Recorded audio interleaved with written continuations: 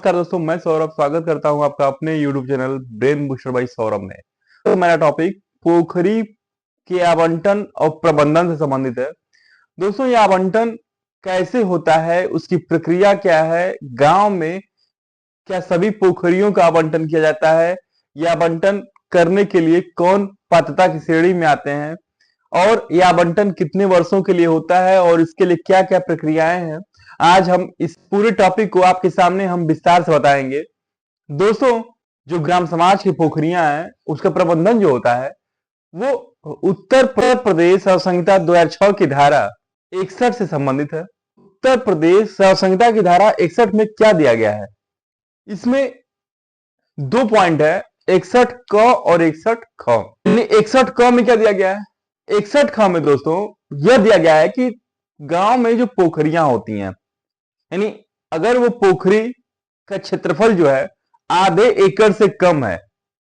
तो ऐसी पोखरियों को उस ग्राम समाज में उस ग्राम में रहने वाले व्यक्तियों के लिए आरक्षित रहेगा। और दोस्तों, जो सेकेंड पॉइंट है यानी 61 ख जो दिया गया है, इसमें यह रूल है कि आधे एकड़ से ऊपर की पोखरियों का आवंटन भू प्रबंधक समिति और उपजिलाधिकारी महोदय के अनुमोदन के फलस्वरूप इसे नियमानुसार किया जाएगा। यानी हमने बताया कि ये धारा जो है 61 जो है वो किससे संबंधित है, पोखरी से, और इसमें दो प्रकार का है, यानी 61 क और 61 ख। 61 ख में आधा एकड़ से कम और 61 ख में आधे एकड़ से ऊपर की सभी पोखरियों का आवंटन किसके द्वारा किया जाएगा वो मैंने बताया। दोस्तों, इस पोखरी के आवंटन से संबंधित उत्तर प्रदेश राज्य संहिता की नियमावली दी हुई है, उसमें नियम 57 और 58 दिए गए हैं। इस नियम 57 और 58 क्या किससे संबंधित है, आइए जानते हैं। दोस्तों, नियम 57 जो है वो छोटे पोखरियों के आवंटन से संबंधित है, जबकि नियम 58 जो दिया गया है वो बड़े पोखरियों के आवंटन से संबंधित होता है। दोस्तों, नियम 57 में छोटी पोखरियों का आकार जैसे वो कितने, यानी आधे एकड़ से ऊपर के लिए होगा, यानी आधे एकड़ से 5 एकड़ के बीच में यदि पोखरियों का आवंटन करना होगा तो वो किसमें होगा, नियम 57 के अंतर्गत किया जाएगा। और 5 एकड़ से ऊपर की पोखरियों का अगर आवंटन होता है तो उसकी प्रक्रिया जो दी गई है वो नियम 58 में दी गई है, यानी वो नियम 58 में दिया गया है। दोस्तों, नियम 57 के अंतर्गत पोखरी के आवंटन की जो प्रक्रिया है वह मैं आपके सामने बताने जा रहा हूं। दोस्तों, पहला पॉइंट तो यही है उसमें कि 61 ख के अंतर्गत जो पोखरी का आवंटन किया जाएगा, यानी आधे एकड़ से ऊपर की पोखरियों का जो आवंटन होगा उसके बारे में पहले पॉइंट में दिया गया, यानी आधे एकड़ से ऊपर और 5 एकड़ से कम की पोखरियों का आवंटन किसके द्वारा किया जाएगा, भू प्रबंधक समिति के द्वारा और एसडीएम महोदय के अनुमोदन के फलस्वरूप जो भी नियमानुसार होगा उसके द्वारा किया जाएगा। दोस्तों, ये पोखरी का आवंटन जो होगा वो किस रूप में हो सकता है कि वो इस पोखरी का आवंटन मत्स्य पालन के लिए किया जाए, हो सकता है उस पोखरी का आवंटन सिंघाड़े के लिए, वो जो भी आवंटी होगा वो वहां पे जो प्राप्त करेगा वो इसका यूज जो होगा वो सिंघाड़े के लिए करे चाहे मत्स्य पालन के लिए करे। अगर आरक्षित किया जा रहा है मत्स्य पालन के लिए तो मत्स्य पालन का कार्य करेगा। अगर वो कुछ और केवल पोखरी का प्रबंधन दिया गया है तो वो हो सकता है कि सिंघाड़े का कार्य कर सकता है, या कुछ भी जो जल में होने वाले जो कृषि कार्य होंगे वो उसके द्वारा उसमें कर सकता है। दूसरे पॉइंट में यह है कि जब तालाबों का आवंटन प्रक्रिया किया जाएगा तो उसमें क्या होगा, ये तहसील स्तर पर होता है। वर्तमान में क्या होता है कि गांव में तहसीलों पर हर गांवों से जो भी आवंटन करने योग्य पोखरे होते हैं या तालाब होता है, जो भी ऐसी भूमि होती है, उनका आवंटन के लिए लेखपाल महोदय क्या करते हैं कि जो भू प्रबंधक समिति के सचिव होते हैं यानी मंत्री का कार्य करते हैं, उनके द्वारा उन घाटों को तहसील स्तर पर मुहैया कराया जाता है। मुहैया कराने के उपरांत क्या होता है, उन घाटों का क्या होता है कि तहसील स्तर से उन घाटों का आवंटन के लिए वहां तहसील स्तर पर जो भी न्यूज़पेपर होंगे, यानी उस जो भी स्थानीय न्यूज़पेपर होगा वहां का, उसमें उस आवंटन की सूचना, यानी जो भी तारीख को आवंटन किया जाएगा, जिन घाटों का किया जाएगा, जिन ग्राम में किया जाएगा, उसकी सूचना प्रसारित की जाएगी। जिससे यह ज्ञात हो सके, लोगों को यह मालूम हो सके कि आज तहसील में इन गांवों में पोखरियों का आवंटन किया जाएगा, जिससे उन ग्राम के लोगों को भी एक जानकारी मिल सके और वह उस शिविर में हिस्सा ले सके, और जो भी पात्र व्यक्ति हो उनको क्या हो, उनको आवंटन प्राप्त कराया जा सके। इस प्रकार से होता है ये प्रक्रिया। जो भी आगे होगी मैं आपके सामने फिर विस्तार से बताऊंगा आगे कैसे कैसे प्रक्रिया उस दिन तहसील में किसको आवंटन किया जाता है, वो प्रक्रिया में कितने पैसे जमा करने होते हैं, उन सभी को मैं विस्तार से आपके सामने बताने जा रहा हूं। दोस्तों, तीसरे पॉइंट में यह दिया गया है, उस नियम 57 के अंतर्गत तीसरे पॉइंट में दिया गया है कि जो भू प्रबंधक समिति का अध्यक्ष होगा उसका सचिव होगा, यानी जिन जिन ग्रामों में होगा उन सबके लिए फॉलो होगा। अगर कुछ ग्रामों का हो रहा है तो उन सबके लिए होगा। जैसे भू प्रबंधक समिति का अध्यक्ष यानी ग्राम प्रधान, और सचिव मतलब लेखपाल। और इसके अलावा जो उपस्थिति अनिवार्य की गई है वह किसकी है, नायब तहसीलदार से अन्यून श्रेणी का, यानी नायब तहसीलदार महोदय से न्यूनतम श्रेणी का नहीं होना चाहिए, यानी उनसे ऊपर के अधिकारी उस शिविर में जो भी भाग लेना होगा उस शिविर में उपस्थित रहेंगे। दोस्तों, नियम 57 के चौथे पॉइंट में यह दिया गया है कि कलेक्टर महोदय के द्वारा नियुक्त किए गए मछुआ समुदाय के प्रतिनिधि के द्वारा, जो भी प्रतिनिधि होंगे मछुआ समुदाय का, उससे सूची तैयार करेगा। कौन सूची तैयार करेगा, लेखपाल, यानी जो सचिव होंगे वह मछुआ समुदाय की सहायता से एक मछुआरों की सूची तैयार करेंगे,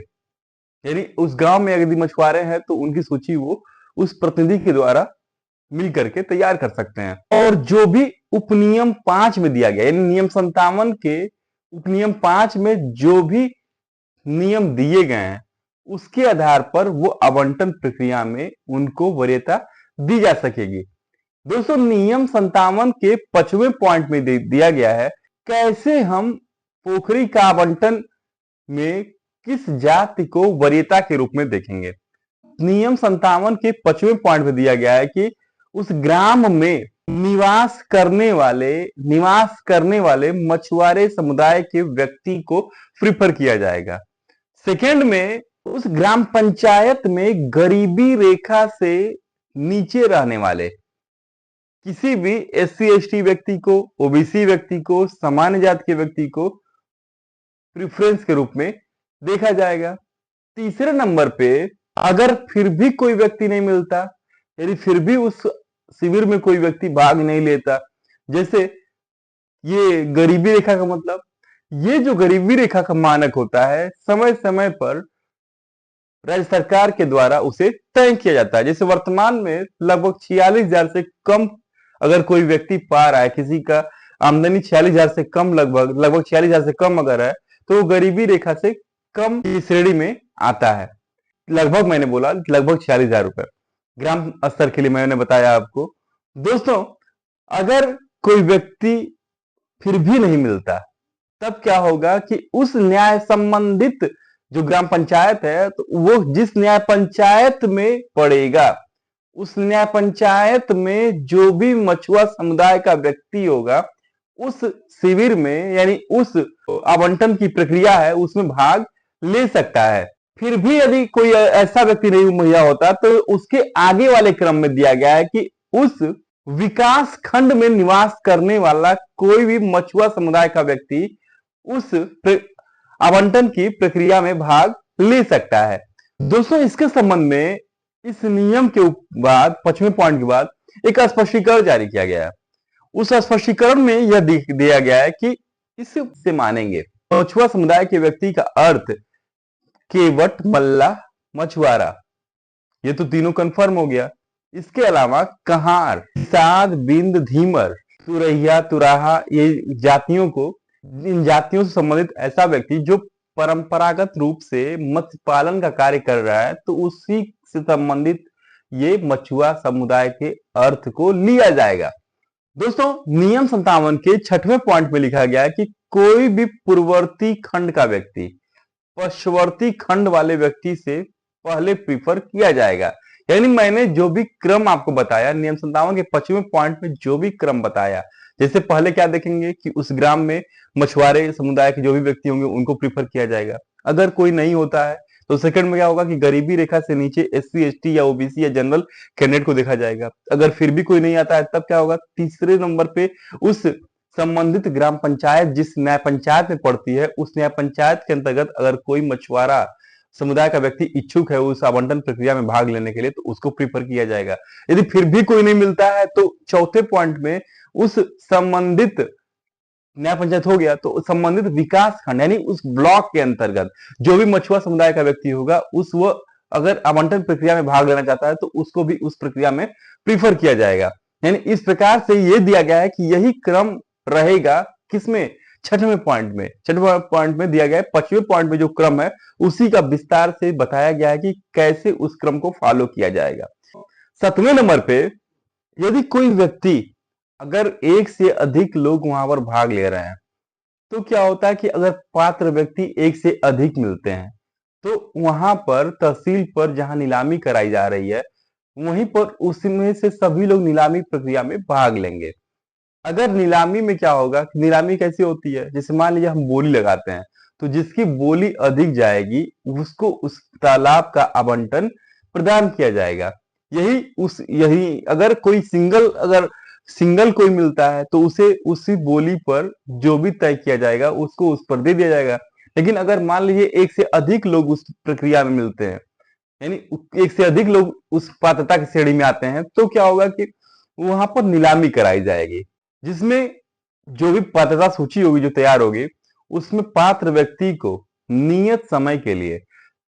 जो भी वार्षिक भाटक होगा, यानी भाटक मतलब क्या होता है वर्ड यहाँ पर, भाटक मतलब लगान यानी जो किराया तय किया गया है उससे जो भी तय किया जाएगा उससे अधिक पर नहीं देगा, यानी एक फिक्स किराया हो जाएगा उसी पर उस पोखरी को उस मछुआ समुदाय के व्यक्ति को या जिस व्यक्ति को उस पोखरी का आवंटन किया गया है दे दिया जाएगा। दोस्तों 8वें पॉइंट में ये लिखा गया कि संहिता की धारा 189 व 190 के उपबंध इस नीलामी पर लागू होंगे। धारा 189 और 190 किससे संबंधित है? दोस्तों धारा 189 और 190 के बारे में बताना चाहते हैं कि 189 में दिया गया है कि जब वह आवंटन प्राप्त कर लेगा यानी जिसको आवंटन मिल जाएगा तो वो क्या होगा कि अगर जो भी राशि तय की गई होगी यानी जो भाटक तय किया गया होगा यानी जो लगान या जो किराया तय किया गया होगा उसे उस किराए का तुरंत 25% से लगभग 25% की राशि को उसे तुरंत जमा करना होगा और शेष राशि को उस 15 दिवस के भीतर या निर्धारित समय के भीतर उसे उस तहसील स्तर पर या जिला स्तर पर जहां निर्धारित होगा उसे जमा करना होगा। यदि वो जमा नहीं कर पाएगा तो उसी के बारे में 190 में दिया गया है। दोस्तों मैंने ये बताया कि 25% उसे तुरंत जमा करना होगा, ये धारा 189। अगर दोस्तों वो जमा नहीं कर पाएगा तो वो क्या होगा कि वो आवंटन वहीं पर कैंसिल हो जाएगा और पुनः से उस पोखरी को विक्रय कर दिया जाएगा और वो जो जमानत की राशि होगी वो भी क्या हो जाएगी, जब्त हो जाएगी। यानी वो जो जमानत 25% जमा किए थे ना वो भी उनका क्या हो गया, सब कैंसिल हो जाएगा यानी जब्त हो जाएगा, उनको नहीं मिलेगा, वापस नहीं मिलेगा। यानी उनको यदि पोखरी का आवंटन में अगर चाहिए ही चाहिए तो उन्हें अपनी जो फिक्स राशि जो तय किए थे वो उनको उस स्थान पर जमा करना होगा। यानी समझ में आ गया कि पोखरी की प्रक्रिया जो आवंटन की है वो कैसे कैसे होती है। तो अगले पॉइंट में यह है कि क्या होता है कि जब बोली जब लगाया और उसने अपने पैसे को जमा कर दिया यानी जितनी बोली लगी वो उस पैसे को जमा कर दिए तो ऐसे अब आगे क्या होगा कि वो उनकी वहां पर जो तहसील स्तर पर जब वो फाइल को एसडीएम महोदय को अग्रसारित कर दिया जाएगा और अगले पॉइंट में क्या होगा कि एसडीएम महोदय को जब फाइल मिलेगी और वो चेक करेंगे, चेक करने पर ये जब पा जाएंगे कि ये आवंटी के द्वारा पूरी प्रक्रिया को सही सही अपनाया गया है तो वो ऐसे आवंटन को क्या कर देंगे, अनुमोदित कर देंगे। अनुमोदन देने के बाद वो इस अभिलेख को समिति को वापस दे देंगे। दोस्तों अगले पॉइंट में जब उप जिलाधिकारी महोदय अनुमोदन दे देंगे तब क्या होगा कि जो प्रपत्र होगा वो समिति को वापस जाएगा और एक आवंटन विलेख यानी आरसी प्रपत्र 15 निष्पादित कराया जाएगा, जो रजिस्ट्रीकरण अधिनियम 1908 के अंतर्गत रजिस्ट्रीकृत कराया जाएगा। दोस्तों अगले पॉइंट में दिया गया है कि ऐसा आवंटन जो ये किया जा रहा है, ये 5 वर्षों के लिए निष्पादित किया जाएगा, यानी 5 वर्षों के लिए ऐसा आवंटन होगा और इसको आगे न तो नवीनीकरण किया जाएगा और न ही इसे आगे बढ़ाया जाएगा।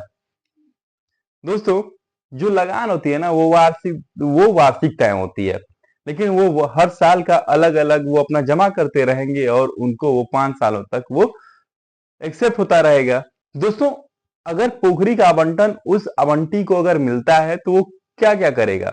वो दोस्तों मैंने बताया कि वो सिंघाड़ा लगा सकता है, वो मत्स्य पालन का कार्य कर सकता है, या वो हरी सब्जियों के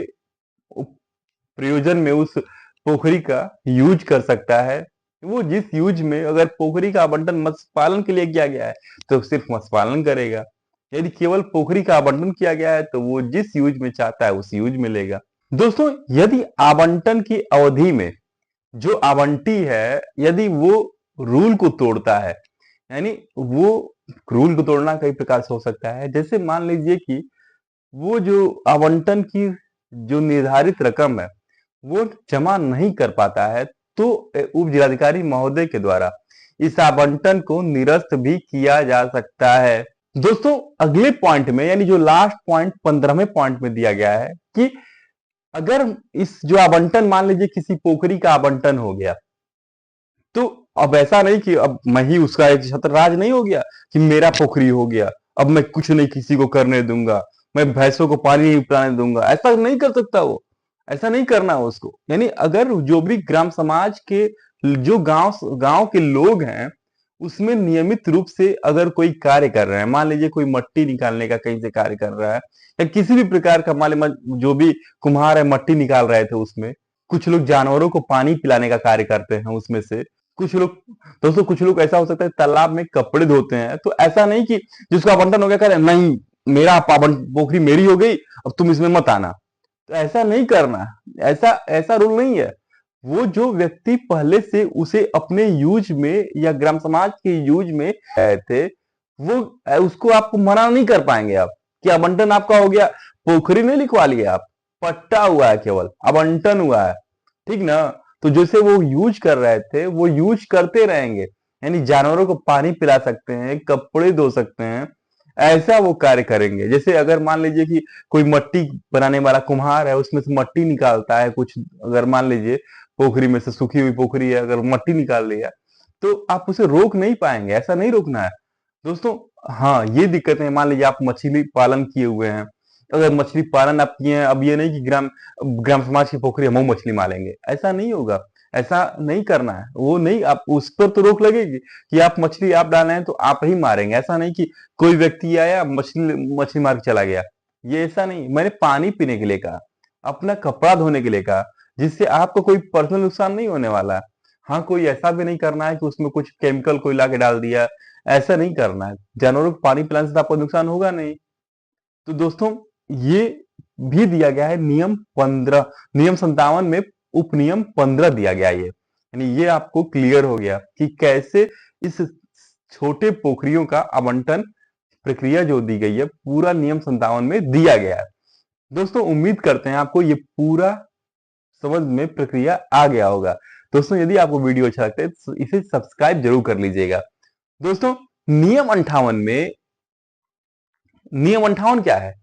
दोस्तों नियम 58 में मैंने पहले ही बताया कि जैसे 357 में आधे एकड़ से 5 एकड़ के बीच की पोखरी, और अगर 5 एकड़ से ऊपर की पोखरी का आवंटन है तो वो नियम 58 दिया गया है। दोस्तों आधे एकड़ से 5 एकड़ का प्रक्रिया जो है वो तो चलता रहेगा, वो तो जो भी प्रक्रिया तहसील स्तर से फॉलो होगी वो तो होता रहेगा, लेकिन 5 एकड़ से ऊपर का अगर आवंटन है, पोखरी का प्रबंधन किसी को देना है, तब कैसे होगा? दोस्तों इसके संबंध में नियम 58 के उपनियम 1 में पहला पॉइंट दिया गया है कि संबंधित ग्राम पंचायत में निवास करने वाले मछुआ समुदाय के व्यक्तियों की सहकारी समिति अधिनियम 1965 के अधीन रजिस्टर्ड हो, और मत्स्य पालन विभाग के द्वारा मान्यता प्राप्त हो तो उसे वरीयता सूची में क्या लेंगे, पहले स्थान पर रखेंगे। दोस्तों इसके बाद सेकेंड पॉइंट पे दिया गया है कि मतलब इसी में उपनियम 1 में दूसरा पॉइंट यह दिया गया है कि संबंधित न्याय पंचायत में निवास करने वाले मछुआ समुदाय के व्यक्तियों की उत्तर प्रदेश सहकारी समिति अधिनियम 1965 के अधीन दर्ज हो यानी रजिस्ट्रीकृत हो और मत्स्य पालन विभाग उत्तर प्रदेश द्वारा मान्यता प्राप्त हो। दोस्तों पहले पॉइंट में ग्राम पंचायत में निवास करने वाला मछुआ व्यक्ति, सेकेंड पॉइंट में न्याय पंचायत में निवास करने वाले मछुआ समुदाय के व्यक्तियों का रजिस्ट्रेशन, थर्ड पॉइंट में उस विकास खंड में निवास करने वाले मछुआ समुदाय के व्यक्ति को देखा जाएगा, फोर्थ पॉइंट में उस जनपद में निवास करने वाले व्यक्ति को देखा जाएगा, यानी किस समुदाय के व्यक्ति को, मछुआ समुदाय के व्यक्ति को जो रजिस्टर्ड हो। दोस्तों पांचवें पॉइंट में किसे देखा जाएगा, एससी एसटी व्यक्ति का, एससी एसटी जाति का कोई व्यक्ति है अगर वो भी सहकारी समितियों से पंजीकृत है और मत्स्य पालन विभाग में रजिस्टर्ड है तो उसको देखा जाएगा। दोस्तों छठवें पॉइंट में अन्य सहकारी समितियां जो ऊपर की भांति पंजीकृत हों और मान्यता प्राप्त हों उनको प्रेफरेंस के रूप में लिया जाएगा। दोस्तों नियम 58 के उपनियम 2 में यह दिया गया है कि नियम 57 के जो भी रूल होंगे वो सभी रूल इस नियम 58 के लिए भी लागू होंगे, यानी प्रेफरेंस तो इस हिसाब से होगा लेकिन जो अन्य रूल होंगे वो सभी रूल नियम 57 की तरह ही इसमें भी लागू होंगे। मतलब समय समय पर वार्षिक भाटक के रूप में यानी वार्षिक लगान के रूप में, किराए के रूप में उसे आवंटन किया जाएगा। तो जो राशि लिखी गई है इस नियम में ना, राशि लिखी गई है इस उपनियम में, वो राशि लिखी गई है कि ये 4,000 रुपए प्रति एकड़ से कम की राशि पर यह आवंटन नहीं दिया जाएगा। यानी इस प्रकार से मिनिमम बोली जो होगी वो 4,000 पर एकड़ से ही शुरू होगी। मैंने आज आपके सामने पोखरी के प्रबंधन और आवंटन की प्रक्रिया को विस्तार से बताया। उम्मीद करते हैं दोस्तों ये वीडियो आपको जरूर अच्छा लगा होगा। दोस्तों यदि आपको ये वीडियो अच्छा लगा तो अपने तक इसे सीमित मत रखिए, इसे दोस्तों में शेयर करिए और अब तक अगर आपने चैनल को सब्सक्राइब नहीं किया तो इसे सब्सक्राइब जरूर करिएगा। धन्यवाद।